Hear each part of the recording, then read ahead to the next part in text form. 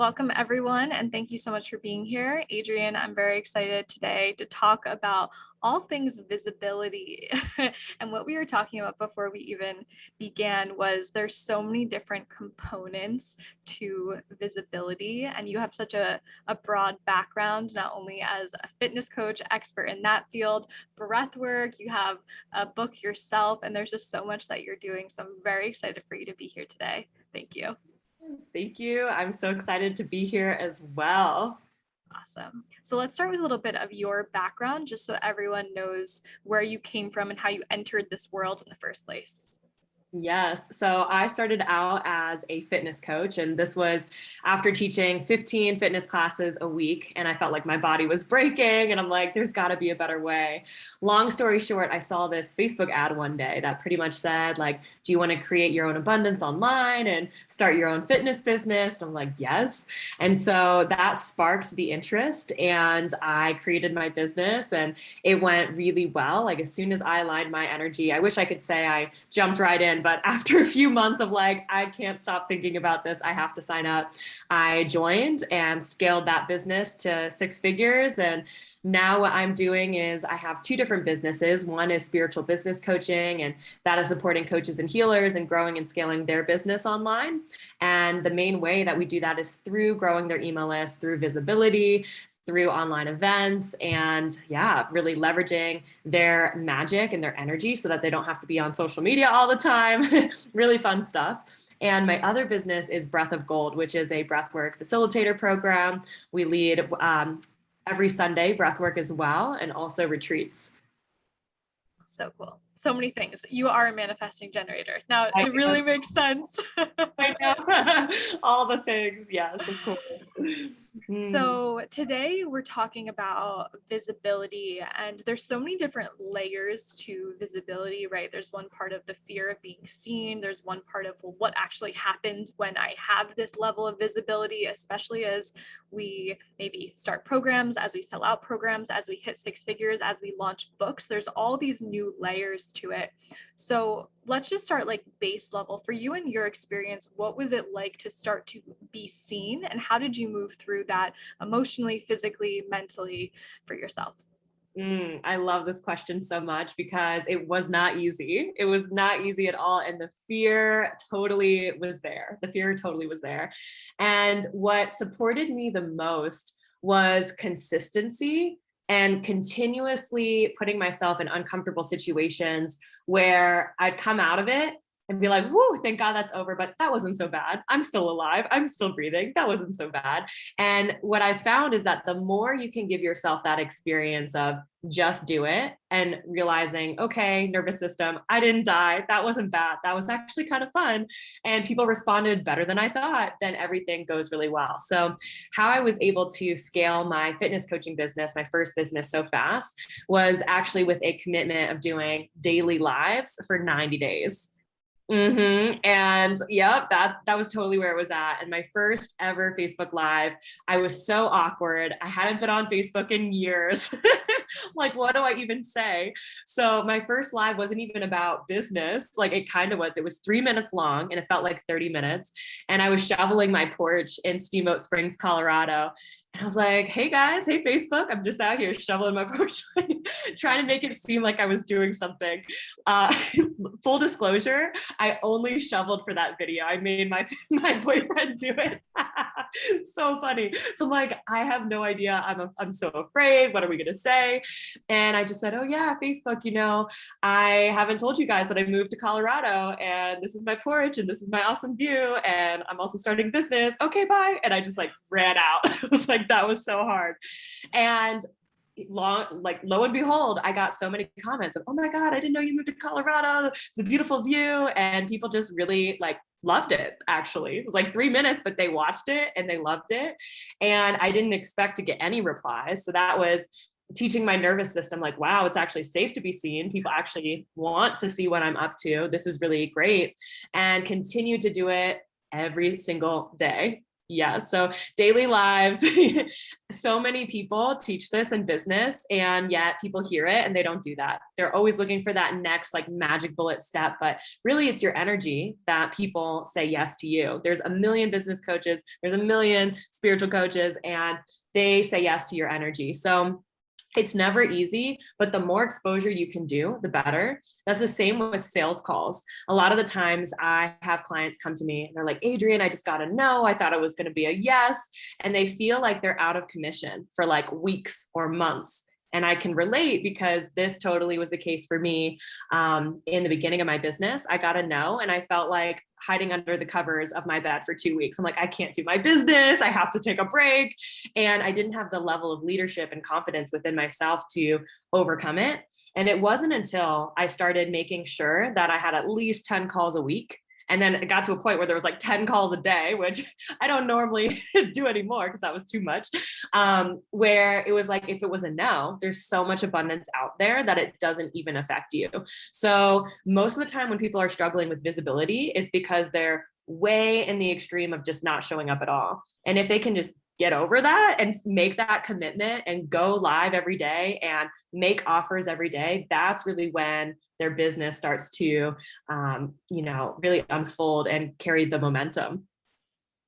This is so aligned. And I'm just like laughing here because yes, yes, yes. And I truly believe that visibility in business is a lot about building momentum. It's about putting yourself into the ring. I always say speaking is not a spectator sport. It's not something you can really take a course from and then be like perfect at it, because you have to throw yourself into the ring. We've all done that first video, and looking back, we're cringing because we're like, oh my God, how could I said it like that? I sound so silly, but it doesn't matter. It's the ability to keep going and keep repeating. And I think that's like a trick that no one wants to hear about because it's unsexy. It's totally unsexy. Everyone is looking for that sexy strategy for the business coach on the white horse to like come in and like have this done for you solution. And it just doesn't exist, unfortunately. You can make the way that you market anything unsexy, sexy. The marketing can be sexy, but the actual process, one of my business coaches, she says, good business is boring. She spends a lot of hours doing the same exact thing and generating conversations, generating calls booked. I mean, if you think about it, the only thing that really matters in your business is generating conversations. Yep. How do you get calls booked with people that are interested? By showing up, by being you, by being vulnerable, by sharing your story. And it is the truth. It is the unsexy truth of what gets to be done. And when you can just do it and people respond better than you think that they would, then that is just the momentum that you need to carry forward. And you may be thinking, well, what happens if I go live and no one responds? Well, that's good feedback too. You either need to grow your audience or they're not resonating with your message. It's such a good reminder that I reflect on, the days I'm not feeling as inspired. And typically those are the days I'm not having conversations, because it's the conversations in business, whether it's the yes or the no, it doesn't matter. It's just about having the conversation, because you're going to learn so much either way. But so many of us are so scared to even have the conversation. And that's like step one. You just have to start having conversations. Definitely. Exactly. I totally agree. So one thing that you and I first connected over was summits and what that does for visibility. And I'm so curious, like how you got into that world, how you started putting these together, what it looks like, and all things summit visibility. Yes, of course. So summits are one of my favorite ways to grow an audience, to grow my personal business. Looking back at June, we hadn't done a summit in like 4 months-ish, like a lot of months. And that was the highest income month we've had yet.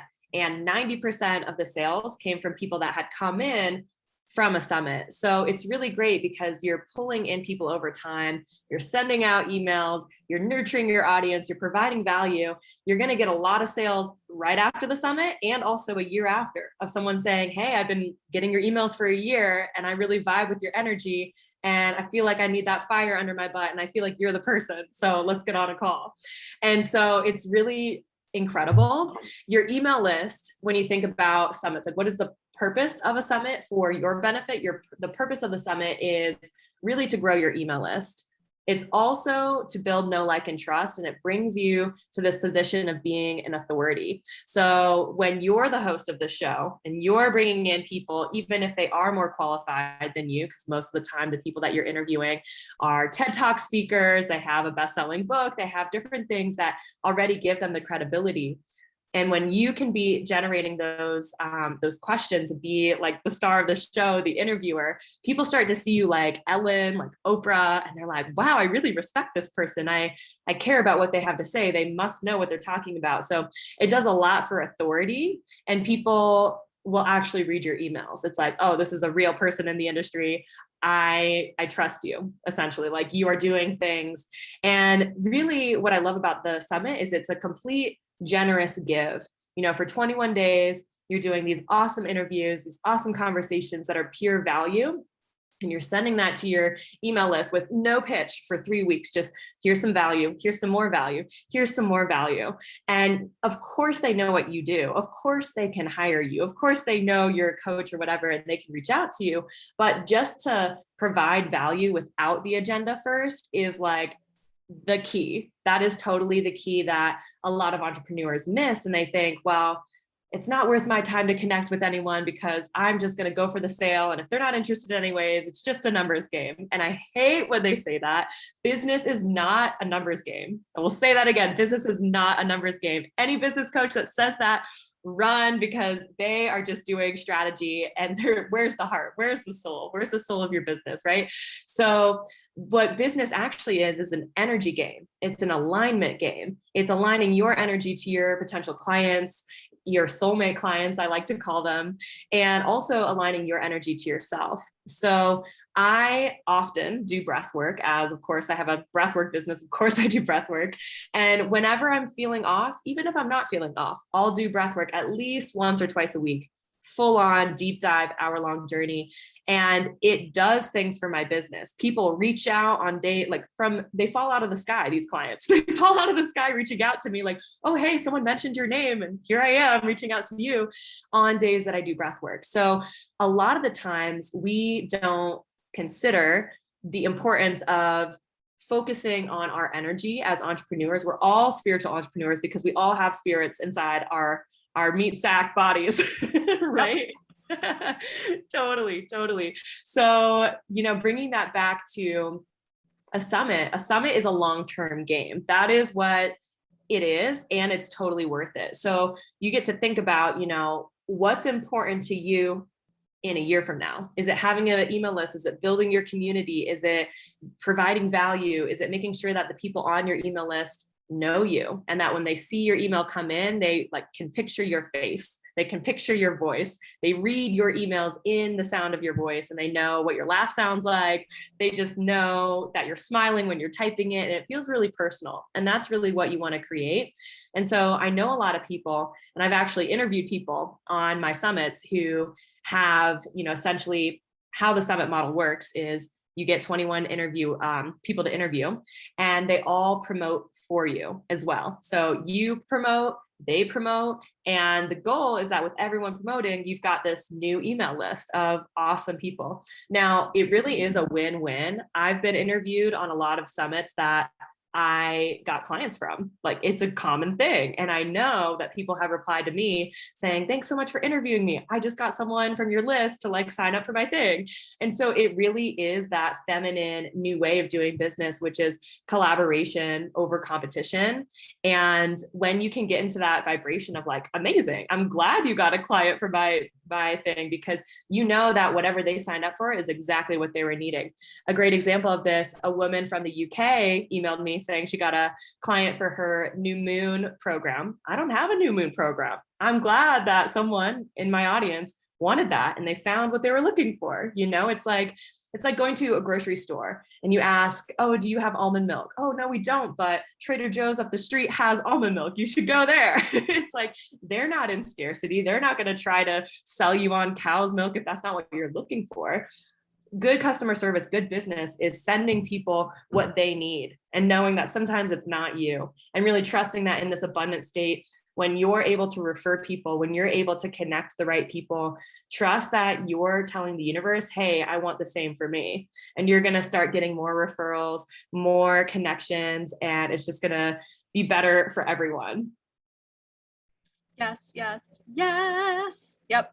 I don't even, I'm speechless because everything you're saying is so important right now, especially the spirit of collaboration, which is also why these co-authored books are so important to me personally, because then it's not just about one person doing one thing. It's about one person doing one thing, but then collaborating with someone else who maybe has a different zone of genius. And then together we rise, we interview each other just like you would do on the summit. So I just love everything that you are saying. And I'm curious for you along your journey, did you have a teacher or a mentor or a book that really ignited something within you to come to this understanding of who you truly are? That is a great question. Wow, I love it. And I wish I could say that there was one teacher that really shifted everything.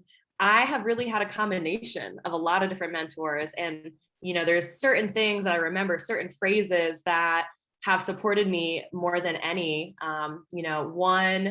One thing that actually shifted everything, and I remember sharing this with you when we first talked, was my first in-person speaking event. And I had been connected with a business coach that was local in Steamboat Springs, Colorado, where I was living at the time. And I just was like, you know what? I feel like imposter syndrome. I feel like he's way too busy for me. He probably has so many clients. This was like right when I was starting my business. I'm like, but I'm going to reach out and ask him to go to Starbucks for coffee anyways, even though he's like 2 times my age, right? Like he's much older and like I see him as very successful. And he said, sure, I have time to go to Starbucks with you and meet up. And in that conversation, I was sharing about my business that I was starting. And he pretty much looked at me and said, I see something in you. I'm leading the speaking event. Do you want to be one of the speakers? And I literally choked. I was like, what, me? Like, are you sure? Me as a speaker? Oh, I'm just starting my business. Did you not catch that part? And it was so funny because that imposter syndrome lives in all of us. To this day, sometimes people will reach out to me to work with me that I perceive as more successful, and they'll become my client. And it's like, when you start to see yourself the way that others see you and your light, and you just assume that you can create this beautiful influence and message and, support people, that's where things really come into place. Now, one other thing that I would love to share that completely changed my life, like the turning point, I would consider it, was my very first ever retreat that I attended.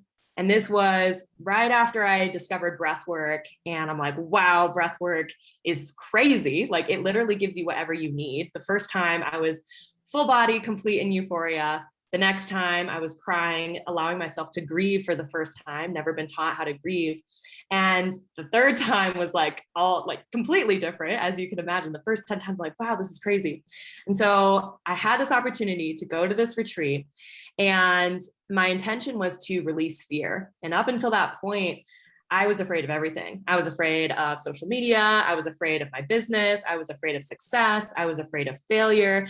If you could say anything, I would be afraid of it. Like I was afraid of the world being safe. And I knew, I'm like, wow, this has been an issue for me. I get to overcome this.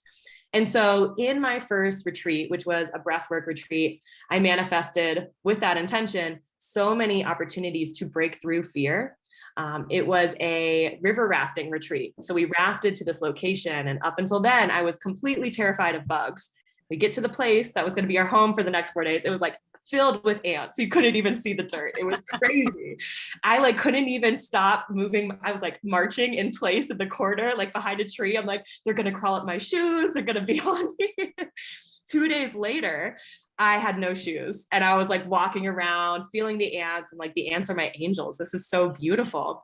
And I would say that at that retreat, there were so many little things that of course compounded, but one of the most incredible moments was during this water healing ceremony, where up until that point, I had felt like my stomach was literally upside down for 20 plus years.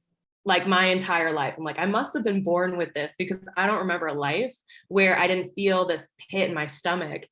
And in this water healing ceremony, we're all like, I'm in the center of this circle and there's 20 people around me that are strangers that I'm just getting to know. And they all had their hands on me and my eyes are closed. I'm in this cold water and I'm like almost hyperventilating. And the last hand to come on me was on my stomach. And in that moment, it felt like the hand was this channel, like this portal that just took it away. And I haven't felt that since. And later that evening, we did a full-on breathwork journey. And I pulled a card right after, which pretty much said, fix your mommy issues. I'm like, well, that's interesting. I thought we were good. And then I had this memory come through of the fact that she had dropped me down the stairs when I was 1 year old and it broke my leg. But I'm fine. I was good. I don't remember that consciously. I'm a runner. I do triathlons. Like it's never really affected me. Like maybe it did as a 1 year old. And then I had this idea, like, what if as a baby, this fear was just the imprint of like keeping me safe? Like, oh, the world's not safe. You may get dropped down the stairs again. And as soon as I realized that fear is not necessary. I could let that go. And what's really funny saying that and coming full circle is a client of mine came to breathwork on Sunday and she was going through something similar, releasing fear. And she right now does not identify as religious. She grew up Jewish. And towards the end of the breathwork session, a spirit guide came to her. That spirit guide was Jesus. And Jesus literally said, I see that you're moving through fear. I get it. Fear stands for feel everything and release. Like mind blowing, right? Like, oh my God, Jesus literally came to her and said, feel everything and release. Write that down because that is just magic. And she went through this whole process of like feeling all of the fear that he went through, feeling it in her physical body, releasing it, aligning her energy. And another message that came through was, she had been afraid of speaking about spirituality and being judged for that. And I think a lot of entrepreneurs and a lot of people here, you're talking about things that you think other people will feel okay hearing, but there may be a subject that you really want to talk about. Maybe it's a little bit more taboo. Maybe you're afraid of what people from high school are going to think if they see it on Facebook or your family. Maybe it is spirituality that you're afraid to talk about. And when you just allow yourself to not care and just go for it anyways, that's when the right people come. And the message that this client got from Jesus was like, he literally was not safe to speak about the power that we have in our body, in our breath, with spirituality. And he's like, you can say anything you want nowadays. So just say it. I hear the fear. I acknowledge the fear. I'm with you in the fear.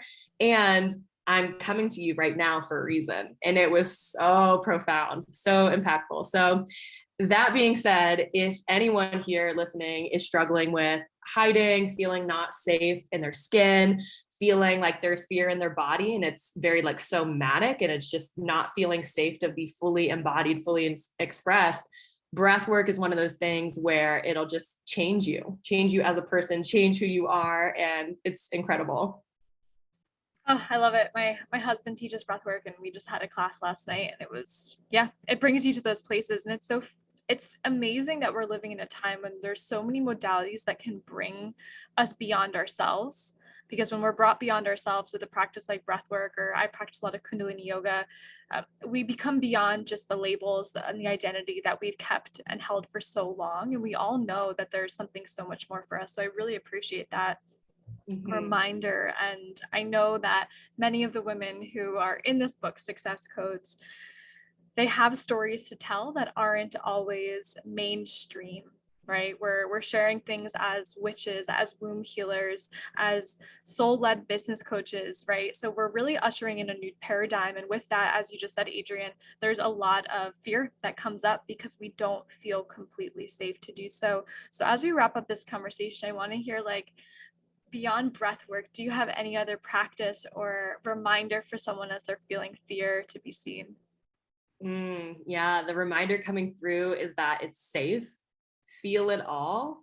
Give yourself permission to feel it, fear it, and then move past it. It really is a conscious choice. And a lot of the times we feel immobilized by it. And if we just name it, and it makes it so much easier. Like, I'm noticing I'm afraid to go on Facebook Live right now. Isn't that interesting? And exploring that fear, and also having compassion, like treating that part of you like your inner child, like, oh, that's cute. Like, that's cute. I understand. I know it's scary. I know it's a big world out there. There's a lot of big fish.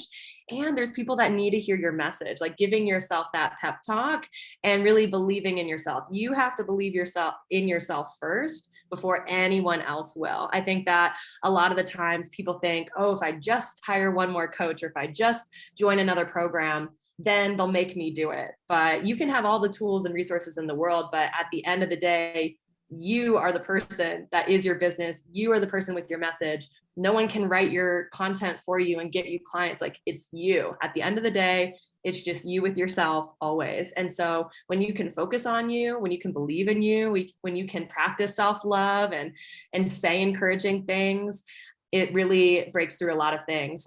One other practice that's powerful is EFT. And a lot of the times you start out with exploring the negative. You know, you're tapping on your body and you're saying, oh yeah, I'm an imposter. I have no idea what I'm doing in business.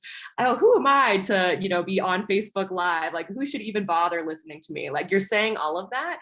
And what's powerful about exploring the extreme of like self beat up and saying it out loud is that little voice in the back of your head is like, no, you're not. Like, why are you saying that to yourself? Why are you being so mean? And then you shift it into what you are believing and what you're declaring. And you actually start to feel it because you've said the things that are in your head. And a lot of the times we keep the fears in our head. I can't tell you how many people I talk to that they say, oh, I'm working so hard in my business. I'm like, okay, what income generating activities have you done today? They're like, well, I'm just thinking about business for 40 hours a week. I'm not actually doing anything. I'm just feeling the fears and thinking like a full-time job, fearing business, right? And so when you can just allow yourself to do it and move forward, everything changes. Yes, yes, yes. Dancing with fear and doing it anyway. Yes. Adrienne, this has been awesome. I'm very grateful for your wisdom, also your experiences that have allowed you to see and perceive this world from a different lens, because it's so healing and so important right now on this planet. So just thank you, thank you, thank you. I appreciate you. Thank you. I appreciate you. Thank you so much for having me.